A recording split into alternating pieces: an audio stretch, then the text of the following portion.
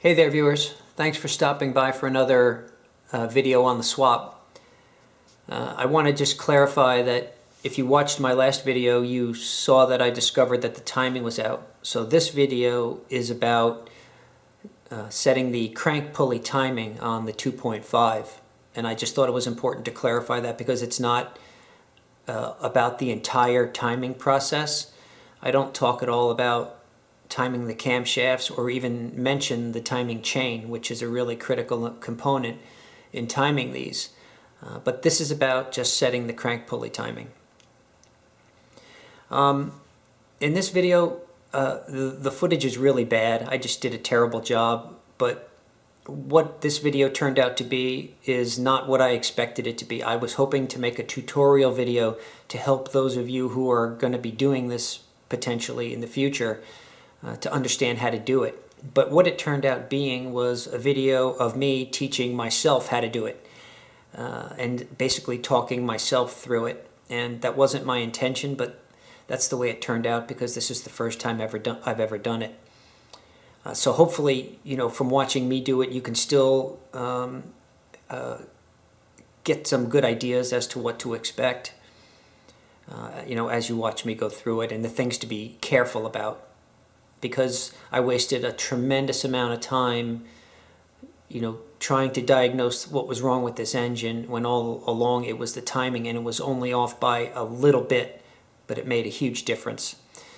The other thing is that the reason that this turned out to be more of a watch me do it kind of thing is because I was, I guess, you know, trying to make sure that I didn't make any mistakes because I didn't want to have to do it again. I was, I guess, kind of desperate to, you know, finalize this job and get the car back on the road. So maybe you'll see that if you watch the footage. Also, there was a lot of me going and pausing and looking up and thinking because I was always trying to think of my next step and explain something that I didn't really fully, you know, haven't done yet. So there's a lot of pauses and it's not really very pleasant to watch, so I apologize for that.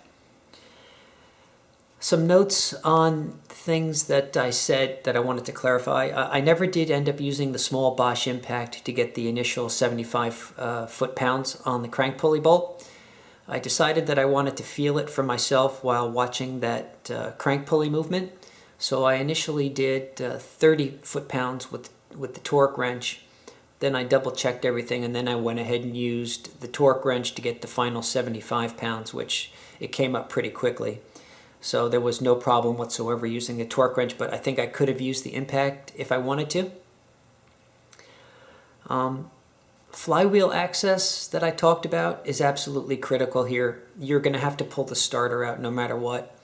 You have to have access to the flywheel to hold the crank in position for the loosening of the bolt and also for the tightening. So, I mean, I wouldn't even hesitate to do that if you're embarking on this job. And the way that the 2.5 and the 2.3 is set up is perfect because you have access to the flywheel teeth, and there's a little bit of a ledge where you can get your pry bar and support it. So it really works out perfectly. And working from underneath, access to that, you know, where the starter opening is not bad at all. I just worked underneath with the classic reverse reach around, I guess you'd call it, using a mirror, and I was able to hold the you know, crank with no problem at the flywheel. In the video you hear me talk about how at the final tightening stage the Milwaukee half-inch impact that we were using gave out on us, and that thing is rated for 300 foot-pounds. But what I meant by give out was that it just wouldn't turn the bolt anymore. My son was holding it on there, cranking it down. So we abandoned that and did the last, you know, 5 or 10 degrees with a breaker bar and a pipe, you know, and the extension on the tripod, or on the jack stand like I showed you. And in retrospect, if I was going to do this again, I would just do the entire process with the breaker bar and the pipe and do it in one nice smooth pull instead of banging on it with the torque, with the impact. I wasn't crazy about that, but it was worth a try, and nothing moved, so you know, that was good. And that's about it. I don't want to make this torturous video any longer than it has to be, but thanks for watching. I hope you get some sense of what you're up against should you choose to do this in the car or even out of the car as well. And if you have any comments, feel free to let me know. And again, thanks for watching. Good morning, viewers. Today is hopefully retimed crank pulley day. I've got a little bit of a head start from yesterday. I was able to get the passenger side drive axle out, and it has to come out because it blocks the access to where the timing peg goes through the block. So I had to take that out. Got a couple of other things out of the way over on the passenger side as well. I am now going to go ahead and take out the starter because I want to have access to the flywheel. And I need access to the flywheel because when I go to loosen the crank pulley, I need to have some way of bracing the engine and holding the crank in place to do that. But I also want to have access to it for the final tightening of the crank pulley later on. I don't want to rely on that crankshaft weight resting up against the aluminum timing peg while I'm cranking down on it with the impact. And I do intend to use an impact for that. I'm going to go ahead and, as I said, take the starter out. I'll take the valve cover off. And what I want to do is have a look at the timing as it stands right now, again, to refresh my memory and also to have a reference. And then I'm going to go ahead and mark TDC with a little tool that I fabricated, just so that I have something else to work with instead of the timing peg through the block. So I'm not going to video the whole thing because I work too slowly and it would just take forever. But what I will do is piece some of the steps together, and I'll try to make most of the emphasis on the timing part of it because I think that that's what ultimately will be the most helpful to people who might be doing this or considering it sometime in the future. So I'll be back here and there, and we'll take a look at this process, and you can get a better feel for what you might be up against yourself.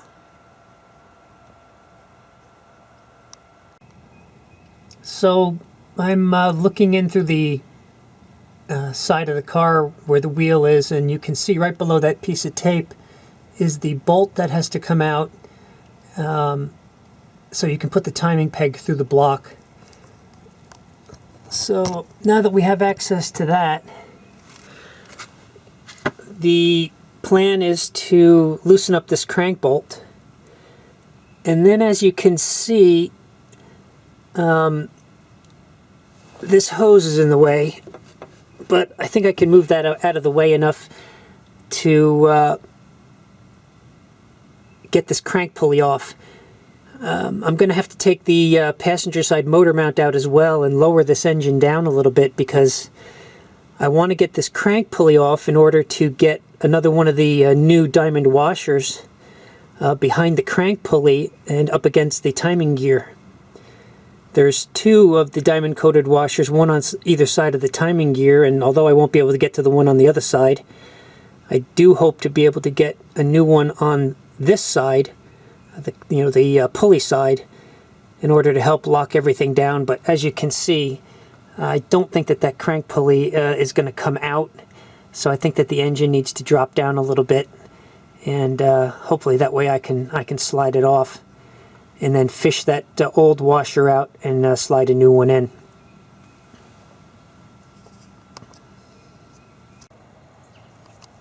I've got the starter out, and although it's hard to show you, I do have some access to the flywheel, although it's not nearly as good as I would have hoped for. Got the valve cover off, and I have fabricated a little gizmo here to allow me to see top dead center, as a secondary verification once I get the timing peg in there. And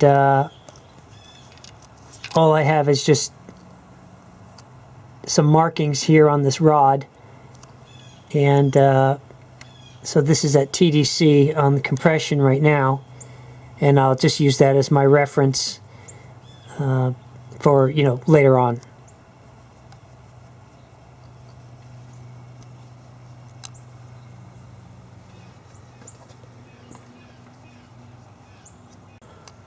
Somebody was wondering what camshaft events looked like relative to top dead center in current condition. So this is before any adjustments, and you can see with the it's hard to get a good angle, but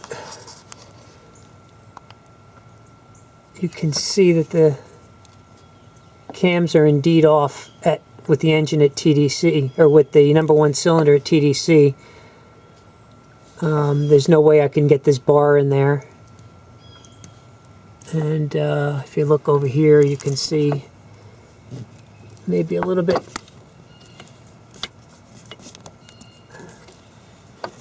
I can't really get a good shot at it. But you can see that clearly it's off. So with the number one cylinder at TDC, cam events are out of place. And then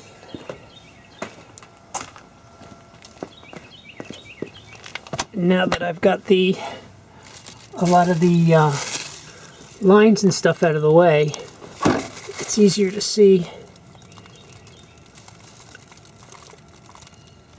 that the pulley is 2 teeth off relative to the center of the crankshaft position sensor. So just is a little bit easier way to see it. So that's number one cylinder at TDC. Pulley is off, and cam events or cam timing is off as well.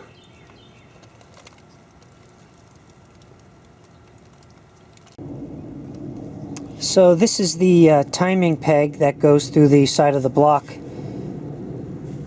and once it's screwed into the block, the flat on the counterweight of the number one cylinder is going to bump up right against this, and that will be top dead center for cylinder number one. So I'm going to go ahead and pull the plug out of the side of the engine and screw this in part of the way, and then I'm going to rotate the engine to bottom dead center, screw it in all of the way, and then that will bring the that'll allow me to bring the cylinder up to the piston up to top dead center.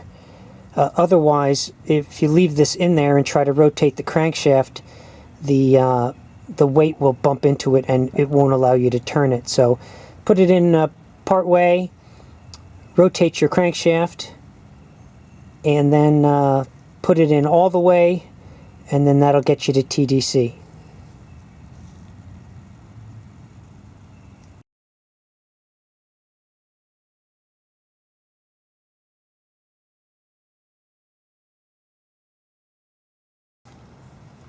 Alright, there you can see that the timing peg is in place in the block.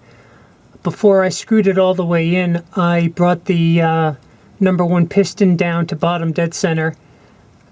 Then I screwed the timing peg all the way in, and then I rotated the crankshaft some more, and it's currently at top dead center, and you can physically feel and hear the weight bumping up against this peg.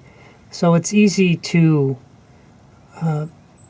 detect when it is in contact with the tool. And then on top of that, I have my timing gizmo here showing me that I'm at top dead center as I measured it before. So now what I'm going to do is I'm going to rotate the camshafts so that I can get my timing tool, the timing plate in the slots at the end of the camshafts. So then I'll have my camshafts timed.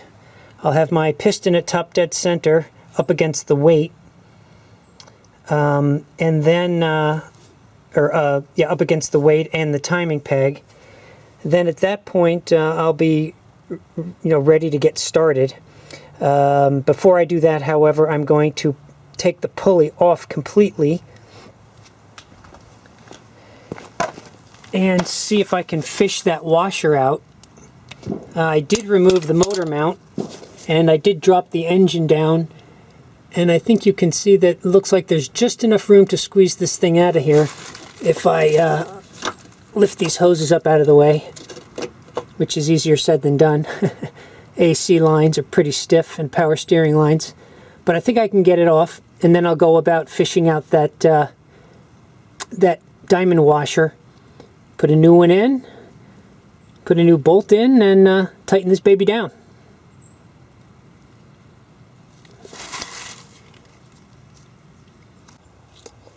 Alright, so this is a big learning experience for me because it's the first time I'm doing it by myself. I watched somebody do it with the engine out of the car, but it's different now. And of course, first time you're doing it, it's always a learning experience. So the last clip I made, I showed you that, or I told you that I needed to put the timing plate in the end of the camshafts. Well, it turns out that I was only halfway through. I was only at 360 degrees of the cycle, so I needed to turn the camshaft another 360 degrees to get the cams in the right position to get the timing plate in. So that was no problem, but now what I realized is that in order to turn the crankshaft, I have to take the pulley off before I can make any more adjustments, meaning that I had to. Okay, well, let me back up. In order to do that extra 360 degrees of rotation of the crankshaft, I had to take the timing peg out again so I could rotate the crankshaft. Now I need to be able to rotate the crankshaft without rotating the cams, considering the timing plate is in there locking them down. So I had to take the pulley off. So the pulley's off, the timing peg is out, and I got very lucky. I wanted to show you guys one of these diamond washers. I don't have to fish this diamond washer out with magnets like I thought I was going to have to. It came out stuck to the end of the pulley. Otherwise I was going to have to reach in there with magnets, or at least that was the plan, and fish this washer out. This is one of the diamond washers, and you can see it's paper thin, absolutely paper thin, and it I got lucky and it stuck right on the end of the pulley like that. So that's one less thing to worry about. So anyway, back to the point that I was trying to make. Now I can put the bolt back in the end of the crankshaft here. What I'll do is I'll bring it down to bottom dead center like I did before, and then I will put the timing peg all the way in, and then bring the crankshaft, which now can spin independently of the camshafts, to top dead center. Let me make sure that that peg is out. It is. Alright. So I'm going to go ahead and do that, and then we'll go to the next step. Okay, I'm not exactly sure what was happening there, but I was getting some resistance from the crankshaft that made it just felt a little bit funny to me, but I went ahead and backed it off and then took it clockwise again, and now if you look at the rod here, you can see that we're coming back up. So I'm going to go ahead and screw the timing peg back in.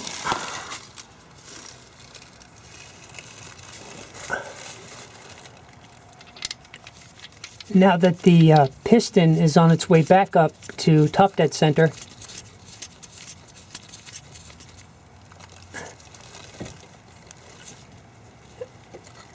okay, that is the appropriate time to put the timing peg in. And now we come up to TDC, and I'm not using the gizmo that I made here as my absolute. What I'm doing is I'm listening for the counterweight to contact the timing peg and also feeling for it to stop, which should be just about any second now. But this is a good visual reference for you guys to watch. Okay, so that's it.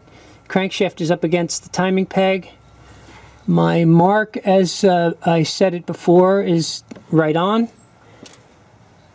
Camshafts are timed with the timing plate. The lobes are both facing inward, intake and exhaust. So as of right now, 2 out of 3 items are timed. The cams, the crankshaft. Now all I need to do is put the new diamond washer in, put the pulley on, and then time it relative to the crankshaft position sensor, and then tighten everything down. So I'm going to go ahead and get that washer in and the new crank pulley bolt, and then we'll go from there. Just in case anybody finds it useful, this is the part number for the diamond washer. And this is the part number for the crankshaft pulley bolt. Honestly, I don't think I need a new crankshaft pulley bolt. The one that I just loosened a few minutes ago was, I don't think it's even been cranked to, I don't think it was even cranked down to 75 pounds, to be honest with you. It just broke free really easily. So, but you know, I don't want to have to do this again under any circumstances if I don't have to. So we're going to go with a new bolt. Okay, I wanted to share one of the curious things about this whole process, and that is that in order to rotate the crankshaft to get the counterweight up against the timing peg and, you know, the piston at top dead center, you have to turn the crankshaft either with this bolt, which I think is the normal tendency, or at the flywheel. Now with the engine out of the car, that's a piece of cake. You can use the flywheel. But the thing is, if you use the bolt like I just did to tighten or to turn the crankshaft around so that I could put the plate in the cams and then, you know, rotate it again to get the counterweight up against the timing peg, if you do that, then there comes a time when you have to take this bolt out, and it is a little bit cinched down against the crankshaft. And what that does is that it causes the crankshaft to rotate counterclockwise, taking the crankshaft out of position. Now, granted, it may not be that much, but my experience, the experience that I just had was that it moved it more than I expected it to. So that's kind of one of the curious dilemmas that you're in if you're doing this with the engine in the car, because there's no other way to turn this crankshaft except at the flywheel. So be aware of that if you're doing this in the car, that you know, it looks more and more like having that, having the starter out is pretty much an essential part of this process, because now what I'm going to do is go over to the crankshaft, or to the flywheel, and turn the crankshaft that way until I hear the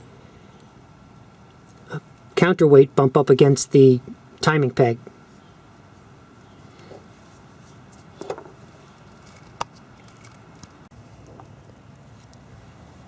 Okay, all of the pieces of the puzzle are in place. Cams are timed using the plate. Lobes are facing each other on the number 1 cylinder. My homemade gizmo here is indicating that it's at the same position it was when I verified top dead center manually. The timing peg is in place and tightened down. I was able to get a screwdriver or a pry bar into the teeth of the flywheel and push it down to make sure that what I talked about earlier, the potential for the crankshaft to be backed off when you take the bolt out after you use it to find top dead center. I was able to push down on the flywheel to make sure that it was in fact in contact with the timing peg. The diamond washer is in place. The 6mm bolt is through the pulley and into the timing cover, and you can see that the 9th tooth, I don't know if the camera's focusing on that, but you can see that the 9th tooth of the pulley is dead center with the crank position sensor. Now, it's okay for this to be a little bit off, I do believe. It shouldn't be, as long as you've got the bolt in there. But I guess if for some reason there's a movement, or if for some reason the crank position sensor moves, it's slotted, so you do have some adjustment there. So I went ahead and I just hand tightened the bolt. And I do believe that with those diamond washers and all of these nice flat surfaces, that this is pretty much locked down. I have an impact. Believe it or not, this Bosch 10-volt impact will tighten a lug nut down to 75 foot-pounds. So this little thing is pretty effective with a fully charged battery. And also, 75 foot-pounds just happens to be the spec that Mazda calls for the initial tightening of that crankshaft pulley bolt. So what I think I'm going to do is get my son to come out and hold a screwdriver or a pry bar in the teeth of the flywheel. And then I'm going to go ahead and crank this down with the timing plate, the timing peg, and the bolt through the pulley all in place. And I think that 75 foot-pounds won't be an issue for any of those components. And then after that, I'll break out the electric impact and take it that extra 90 degrees. So I guess you consider this the moment of truth.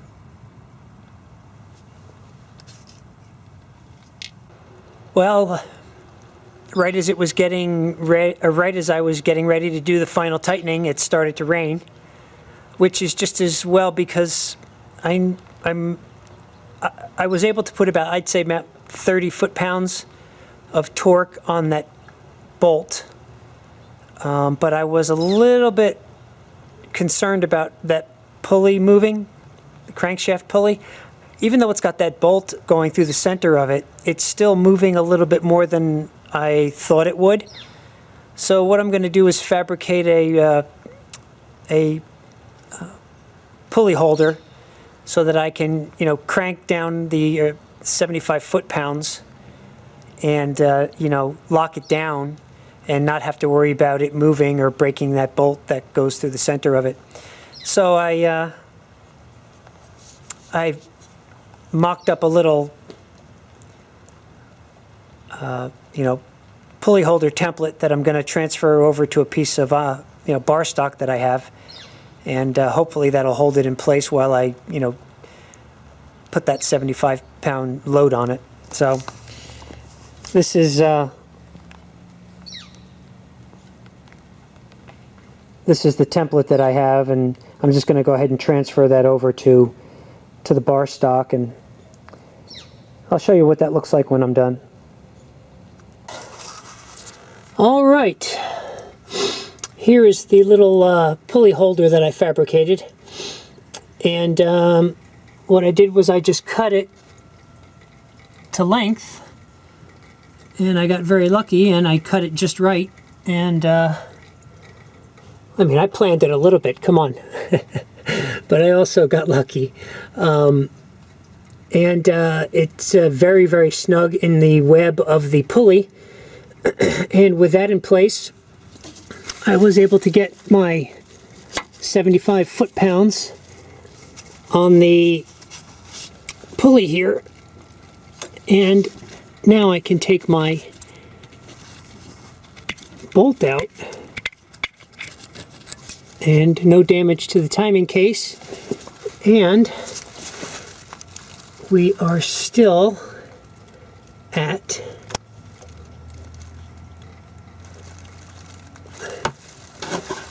the center of the crankshaft position sensor. Sorry, I'm thinking and talking at the same time. But anyway, we are timed. There's only one step left to go, and that is to go that final 90 degrees. So I will mark the bolt, and then I will take out the peg out of the block, and then I'll take the plate out of the cams, and then I will figure out a way to position myself so that I can hold the flywheel with a breaker bar or something very sturdy, and then I'll have my son come out and we'll go the extra 90 degrees with the impact.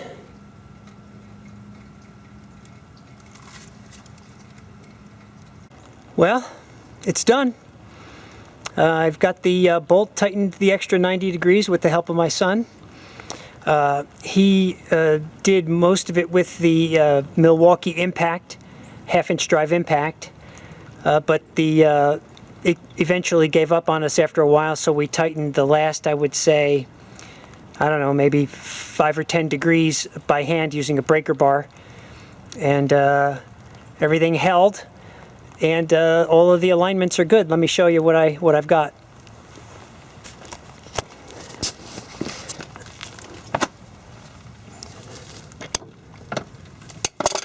So this is the mark I made.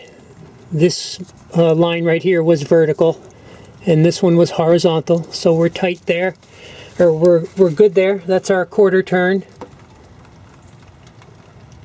The ninth tooth is still centered with the crank position sensor.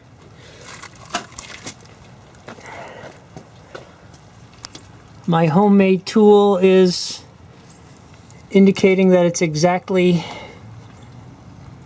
at top dead center, which there's a mark a little bit below the surface which you can't see, and the plate is fitting perfectly in the ends of the camshafts.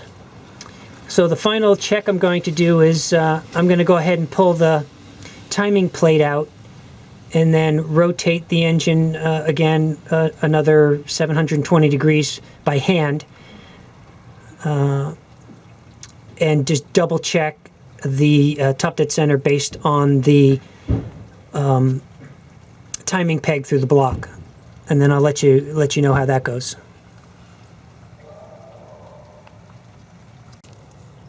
Well, this is it. The counterweight is up against the timing peg. I rotated 720 degrees. I heard the counterweight contact the peg. My homemade tool is showing me that I'm at exactly top dead center. And if this timing plate slides into place in the end of these camshafts, we are good to go. So here we go.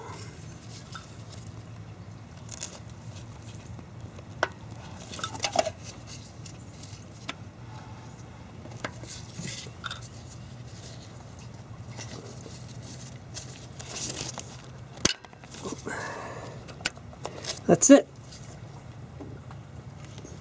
I didn't even have to move it. I didn't even have to move the camshafts to get it to fit. It's just perfect. All right. Well, that is it, guys. That's the timing. Set the way I wanted it set. Looks like if you want something done right, you got to do it yourself. Okay, so now what I'm going to do is button everything back up and then fire this baby up.